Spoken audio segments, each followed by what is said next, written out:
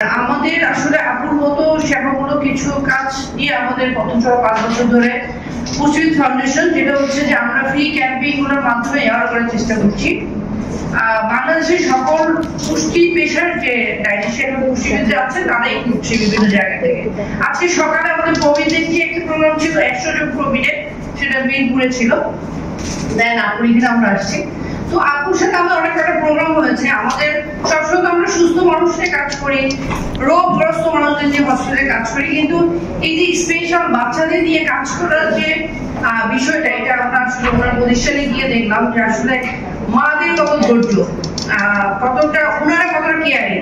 কারণ ওনারা দেখা যাচ্ছে যে এত চিৎকার ছিল, আমি নাইমা ছিলাম ওইখানে, মনে হয় আমাদের সিনাপু ছিল, সাজিও ছিল। আমরা কিছুক্ষণ থাকার পরে আমাদের ভালো লাগছিল না, ওনারা সেটা সহ্য করছে। তো তখন থেকে আমি বলেছি যে আপু আপনাদের প্রতিটি প্রোগ্রামে আমাদেরকে একটু ইনভলভ করবেন, কারণ আমাদের কাজই হচ্ছে যে স্বাস্থ্য নিয়ে প্লাস হচ্ছে পুষ্টি নিয়ে। তো আমাদের সাথে এখন ডাক্তাররা ইনভলভ হচ্ছেন, ওনারা চলে গেছেন সিটিজেন কেয়ার, যেখানে আমরা ডাক্তার সেবাটাও দিতে পারছি। এবং এইখানে কিন্তু আসলে মা বা বাবারা কিন্তু বিরক্ত এসে যায়, কিন্তু একটা যেমন রোগের যে মানুষগুলো আছে ওদেরকে টেক কেয়ার করতে যেমন একটু বিরক্ত আসে, বাচ্চাদের সেভাবে মেন্টালি ফিজিক্যালি কিন্তু বাবা মারা একটু বিরক্ত বোধ করে, তাদেরকে আসলে ভালো রাখা।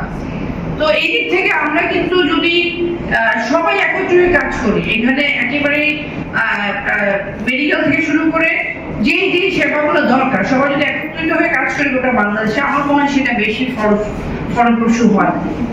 তো এই দিক থেকে যদি আমরা সবাই একসাথে হয়ে বলি যে না, এই ধরনের প্রতিষ্ঠান যারা এই কাজগুলি করতে আছে তাদেরকে আমরা হেল্প করবো, তাহলে মনে হয় সম্ভব। তো খুব ভালো লেগেছে আমাদের এখানে যে কজন এসছে পুষ্টি ফাউন্ডেশন থেকে, সবাই আমরা ক্লিনিক্যাল ডায়েটিশিয়ান, আমরা সেবার সাথে আছি। আর আপনারা যারা আছেন, আমরা আপনাদের কথাগুলো খুব মুগ্ধ হয়ে শুনছিলাম, কারণ এই কথাগুলো আমাদের জানা ছিল না। নেক্সটে যদি এখানে সেশনগুলো হয় আমাদেরকে একটু বলবেন, আমরা সেটাতে অ্যাটেন্ড করার চেষ্টা করবো।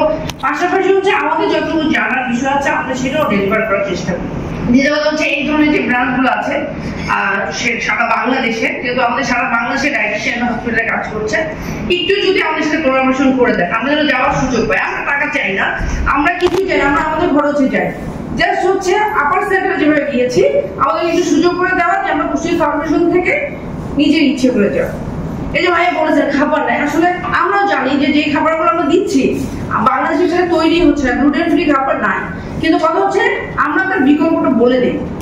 দ্বিতীয় কথা হচ্ছে যে মারা তখন বুঝে যখন তখন চেষ্টা করে যে কিভাবে আমি একটু বিনিময় খাবারগুলো দিতে পারি। এবং আমার জায়গা তো ওই জন্য আমি দেখেছি অনেক ভাতের মুখে অনেক ঘা ছিল, চিবিয়ে খেতে পারে। এই বিষয়গুলো মাদেরকে আমরা কাউন্সিলিং করে আসি। আসলে আমাদের হাতে কিছু নেই, আমরা যদি দুইটা কথা তার ব্রেনে ঢুকাতে পারি।